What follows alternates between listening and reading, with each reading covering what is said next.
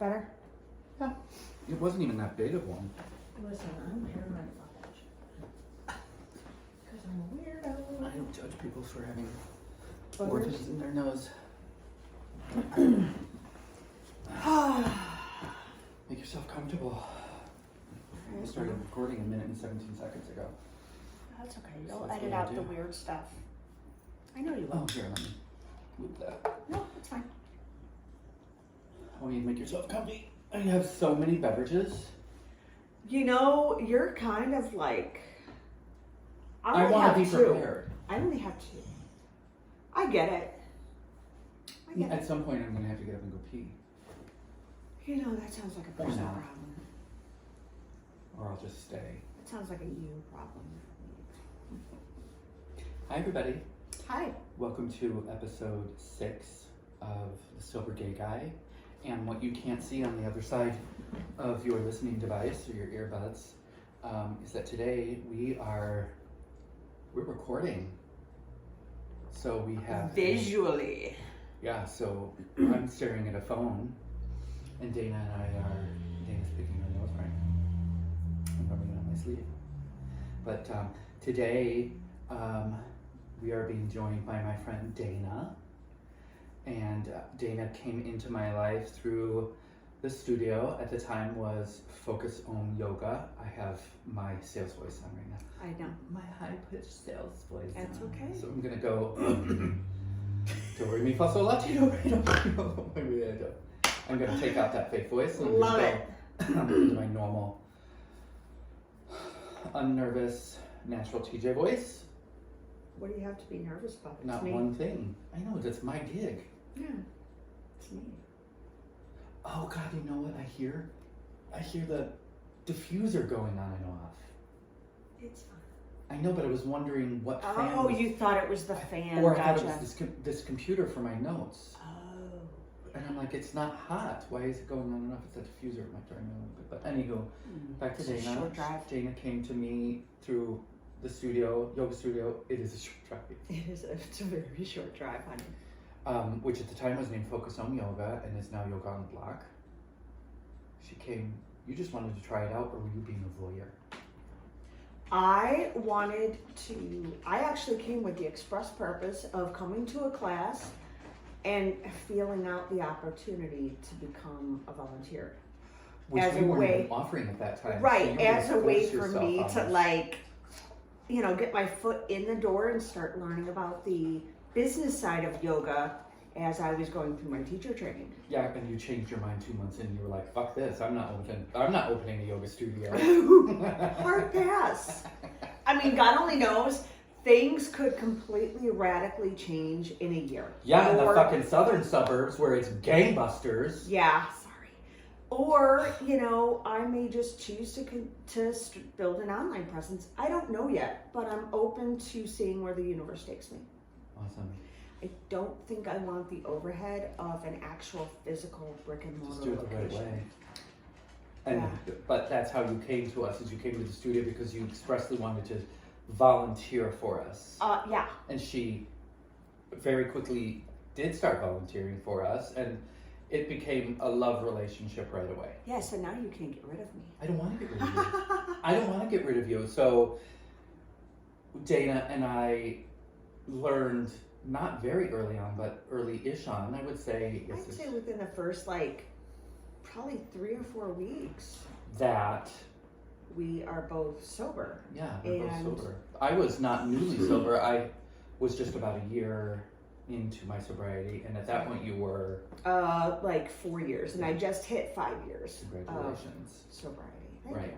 And we have already decided that today is going to be a light, airy, fun kind of a mostly. Well, yeah. I mean, there's a lot of heavy stuff going on. Yeah. In the world in general, and for people. We can touch on the heavy stuff. There's always, Right, because we're here to help. Right, but We're here to find commonality. I generally approach things with probably more humor than is always appropriate. I could not agree more. More than appropriate? Yeah. Oh, I mean, I rush into things with humor. But there are plenty of heavyweights out there doing the heavy stuff. Yeah. And that can be a turnoff.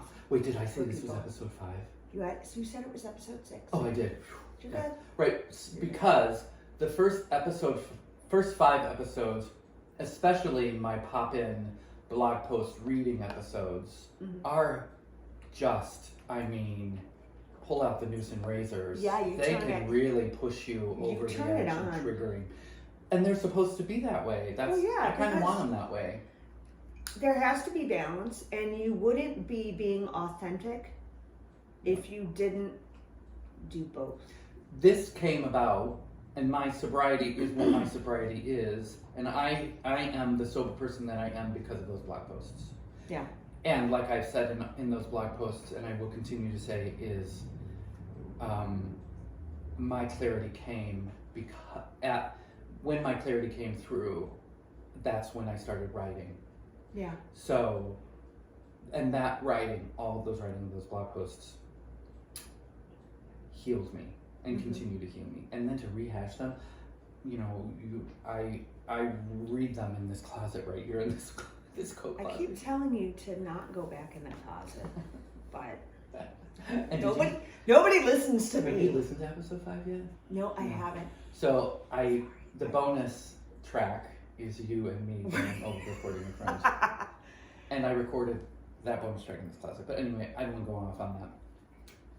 So you and I share sobriety, and we learned early on in our friendship that you were sober. And that was kind of like, there aren't coincidences. No, in not life. at all. We were supposed to meet. We were supposed absolutely to- supposed to meet. Continue to support each other, because the sobriety journey can be very lonely. Oh, It can be very isolating. yeah. Especially if the people that you have previously surrounded yourself with either are not sober themselves or do not acknowledge your desire and need to become sober. Right, so here, how about we do this? The Sure. first 1/3 of this talk will be fairly serious, because you and I can't really hold serious talks. I don't know what you're talking about. I'm the most serious person I know. Well, we've gotten deep fried. But how about this? Yes, so the first third, well, it'll be natural. I know your journey. Yeah. And Sorry about that. It's something. Driving the crazy train. I'm going to throw you under the bus right now. Fucking do it. And it's a toxic. This is one of Dana's toxic traits. Yeah. She's a serial apologizer. I am, and it can't. Some things are so ingrained in you. And it's from your childhood or It's something. from my childhood and the fact that I did not have. It gives me a headache. I'm sorry. I did that on purpose. Suck it up, soldier.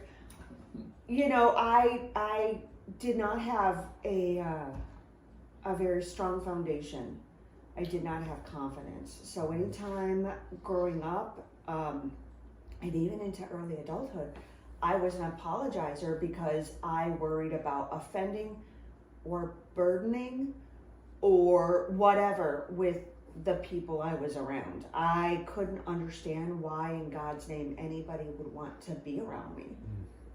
Not because I was a mess, but because I had zero Support. self-worth, Oh. zero self-esteem. And I understand we're not going to go down that lane today. We have a boundary. Yeah. So we're not going down that boundary today, and I understand where that comes from. Listeners don't need to know. But I know why you're a serial apologizer. Mm-hmm. And that may be one of the reasons why you leaned into the drinking life. Oh, absolutely. One of them. But there's also other aspects. There's trauma, there's all kinds of stuff, but also drinking, it made it easier for me to feel like, well, if I was drunk fun, Dana, then of course people would want to be around me. Oh, sure. Now, that's fairly common, and I'm helping Right. somebody right now. And this person and I, one of the things we have in common, and you and I have this in common too, it's really easy to cover up your trauma with Good Time Charlie. Absolutely. Yeah. And this started for me in college Yeah. because I had just recently Don't hit been my through. I sister won't. project Cozy AF, sister project Fresh AF candle. I won't. Sorry, but go I'm ahead. gonna steal it. No, you can't. Want to bet? Buy one. Support small business. Okay. Their fall AF candle is released now, so you can buy one Ooh. with hints of apple. Ooh. Oh, I can't wait. Go on. College. Yeah. Oh, I was just coming out of like some pretty heavy stuff and went away to school, and that was my opportunity to reinvent myself, because previously I had not only been a serial apologizer, but I was a very quiet Catholic school.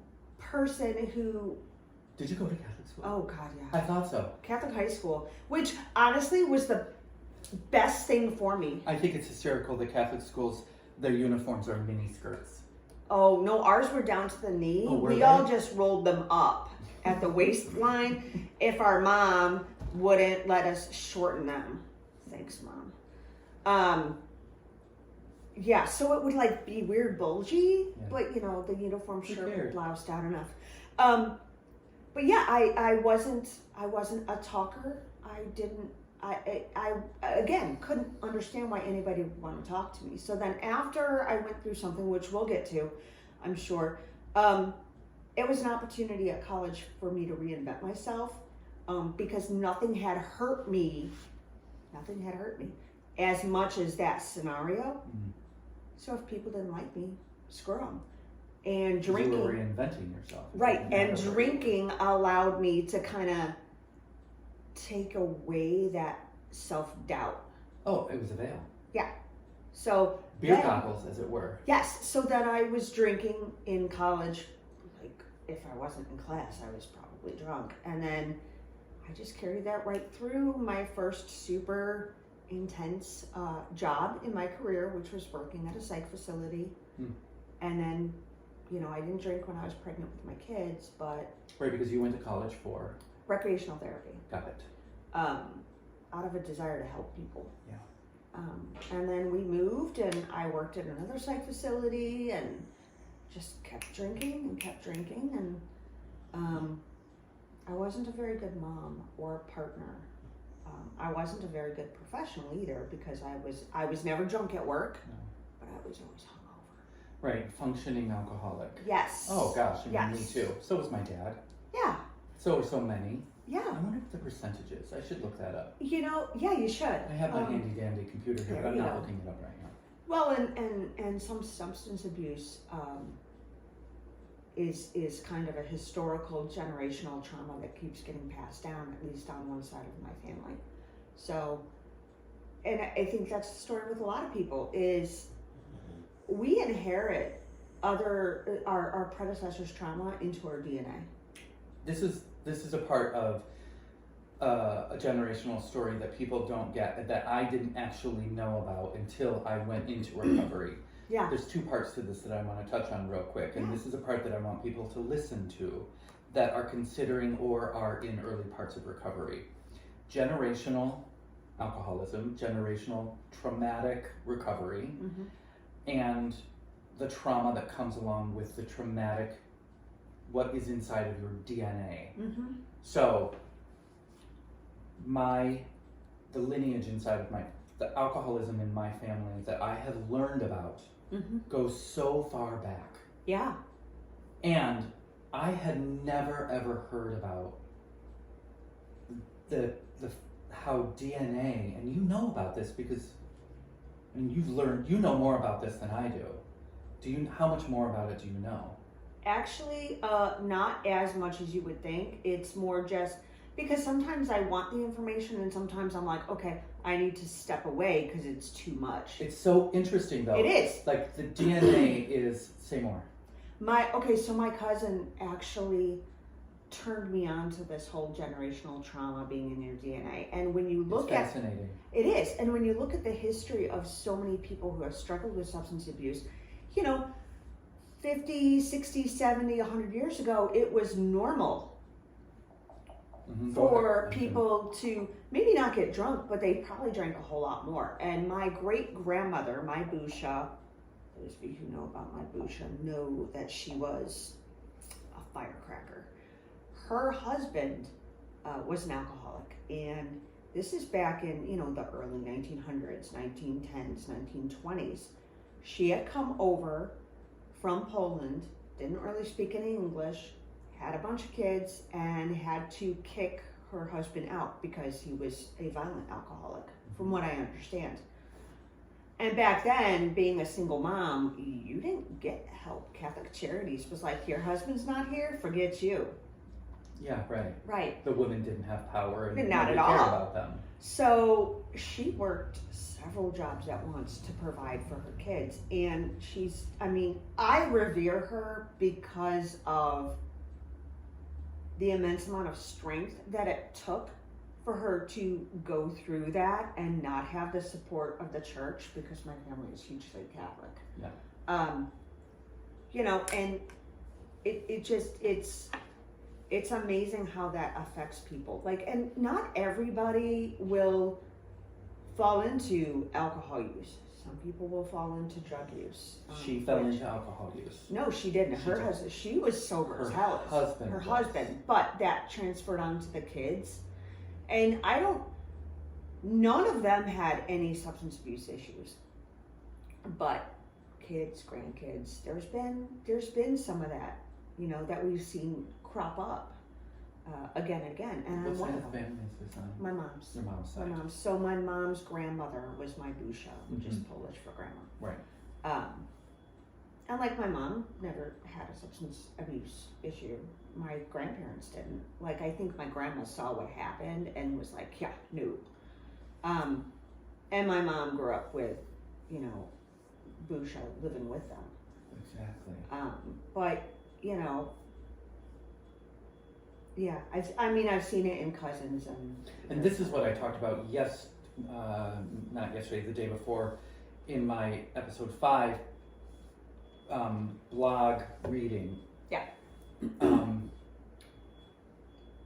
I talked about in that blog post reading, when was it that the trigger was cocked back for me?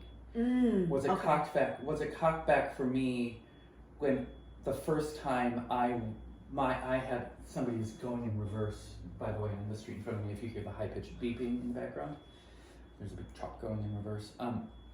The first time I remember seeing my father and mother fighting when my father was in a drunken rage.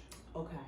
And I still remember the look on my dad's face, the smell in the room, and the taste of the smell and the cigarette smoke in the room, and my dad's drunken rage and the bulging of his eyes, my mom being stone cold sober, and I remember knowing my dad was drunk, and when I became sober, I started having flashbacks of all of those memories. Gotcha. Because I started to wonder when I became sober, when it is that my brain started to desire alcohol, when the addiction part of my brain started to need it, when the addiction for me, when my alcoholism triggered. Okay, gotcha. And I wondered if it was if that was the triggering, or if that's how it works. I don't know how that works. And so I thought to myself, and I do. So in the blog reading, I thought, I'm apologizing to the audience because I just coughed into the microphone like a heathen. I'm not apologizing to you anymore. So in the blog post I stated, was that when the cocking of the trigger was for me? Was that when my brain realized, oh, this is what you're destined for? Make a mental note of this. Gotcha. Okay. And then at the very end of my blog post reading, in the times that I had argued drunkenly with Dwayne, when Jonah saw it, had I set his fate in motion? Gotcha. Was that his cocking of his trigger? Does he have a memory of that? And is it now inevitable for him because substance abuse rubs in his biological family? Yeah. So am I at fault now for cocking of his trigger? You know? I don't know. Right, and I worry about that with my kids as well, because it was, college was my chance to reinvent myself, and it also was my escape from pain. And that's where it started too. And that was like, oh, I like this feeling, I don't hurt. And you knew the difference, right? I mean, were you warned? Because I was warned. I mean, I went to Alateen. For years, I went to Alateen to prevent myself from becoming because drunk. they're it was the story about my great-grandfather, and grandparents and aunts and uncles, they had beers at family stuff. My dad would have like a glass of wine or brandy or whatever, but I only saw my dad drunk once at my wedding. But yeah, substance abuse, it was like the story of other people. I wasn't around it. So no, I wasn't warned in that way. It was, this is how I turn off the pain. This is how I stop feeling. And I rapidly got addicted to that feeling. It became control. Right. And the alcohol was a way to stop feeling. So it just felt better for you to shut off all of that was in your head. Yeah, it was the only way I could live with myself. Do you want to go down that road? Sure. I mean, I'm here for whatever. So right before college, I had been with a guy for a while and got pregnant. And my parents had, to be honest, had kicked me out by that point, because I went on a road trip with the boyfriend, which I was not allowed to do even though I was 20 years old. A little bit of control issue there. Catholic family. Yeah. So I moved in with a friend, and then I moved in with the boyfriend's dad, which is, he had a substance abuse problem, like a big one. And then when I was probably about 5 or 6 months pregnant, I decided that my child deserved 2 fully functioning parents. I couldn't take care of myself, much less a kid. I had no concept of how to manage money. I mean, I could feed myself, but responsibility was a whole nother, what the fuck is that? And so we went through an adoption center, Sunny Ridge Family Center in Wheaton, Illinois. They're exceptional people, and they do a wonderful job of connecting birth parents and adoptive families. Was it an open adoption? It was an open adoption. So I had the kiddo July 24th, and because of the way adoption laws work in Illinois, I had to wait a minimum of 72 hours before I could sign away my rights. I understand that. Yeah. So we went to the adoption facility, actually had an apartment. Was the birth father was he in agreement with all of this? Mostly. Are you allowed to talk? Of course you are. I'm not gonna say his name. Got it. Of course not. I wouldn't expect you to. But he, I think, he struggled with it. Inevitably, he signed off. He signed off because I made him. Got it. At least that's how I remember it. I was the one to sign the papers first. I was the one to hand this sweet baby that I was in love with already over to the adoptive parents. Right. He may remember it completely differently, and you know what? That's okay. I can't speak to his experience. I can only speak to mine. Right.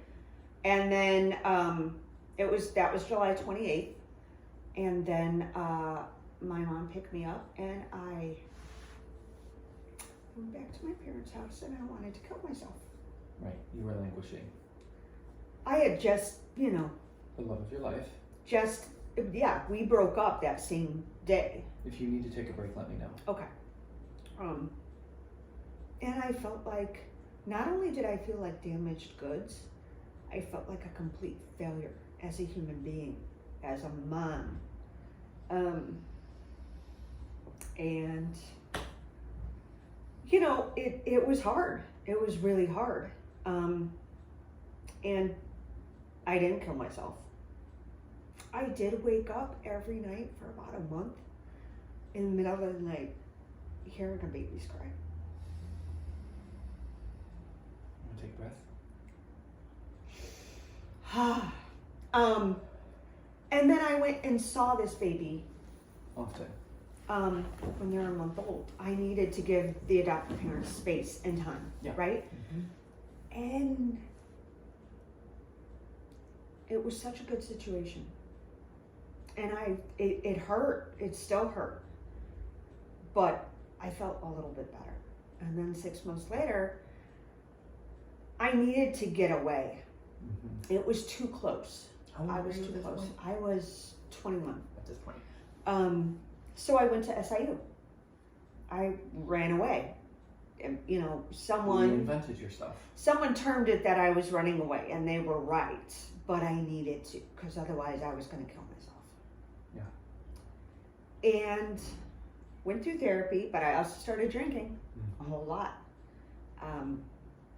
Were you telling this story? Were you telling your story? Did people know at this point what you had done when you went to SIU? Were you sharing it? I actually am not right away, but as I grew closer to people, yeah. And honestly, I was using it as like a litmus test. Can these people handle me or not? Can this person accept me and all of my warts? Yeah. If they can, cool. If they can't, then pound sand. Yeah. And when I met my husband, he was actually dating somebody else and I was dating somebody else. And then when we were both single, you know, we were honestly hooking up. Sorry, Mom. But I told him about the situation and that I was in contact. And he was totally cool with it. And then a while later, my husband Paul is the only person I've dated that has ever met my biological child. Got it. I've stayed in contact. Every time I would come back up from school, I would make sure to spend some time with this kid. It was an open adoption, and I made a commitment when I signed away my rights that I would stay in this child's life as long as they wanted me to. Mm-hmm. And now they're 22 and an adult and was assigned female at birth, identifies as male, is an amazing human being, and I'm so lucky. I am so very lucky to be allowed to be a part of Eden's life. I'm so fucking lucky. And they're an amazing human being. And, you know, they have their stuff. And I'm not going to go into that because that's for them to speak on if they're ever on here. Oh, I have a feeling they will be. If it happens, cool. Yeah. I know he's open to it. But yeah, I mean, that was the pain. That was the trauma. That was the thing that I had done and had a lot of guilt over and received a lot of blame for. Mm-hmm. That's where it started. That's where it started. Not only because, you know, I felt like a failure, but also I was told that I had deprived certain people of having a specific type of relationship with this child. Oh, I understand. So people were really pushing a lot of shit on you. Yeah, yeah. Gosh, that seems awfully fair. You know, it sucked. It did. It sucked at the time. And now that I have a little bit more time and perspective, it says more about those people than it does about me. You know, my parents didn't meet Eden until I got married because I said, this kid's gonna be in my wedding. Yeah. And you started making the choices. Yeah. Well, because until I went to college, I felt very disempowered. I didn't know how to make choices. I hadn't been allowed to make choices for myself. Not real choices. Do you know what I mean? I totally know what you mean. Yeah, not just like what to wear, but like real choices about my life and where I wanted it to go. And then once I had Eden and placed Eden, I mean, who could hurt me worse than I had already hurt myself? Precisely. And that's when the evolution of the Dana that you see now started happening. Alcohol helped, me feel more confident in expressing myself and being who I was always meant to be. And sobriety has helped me further. We're going to take a break. Okay.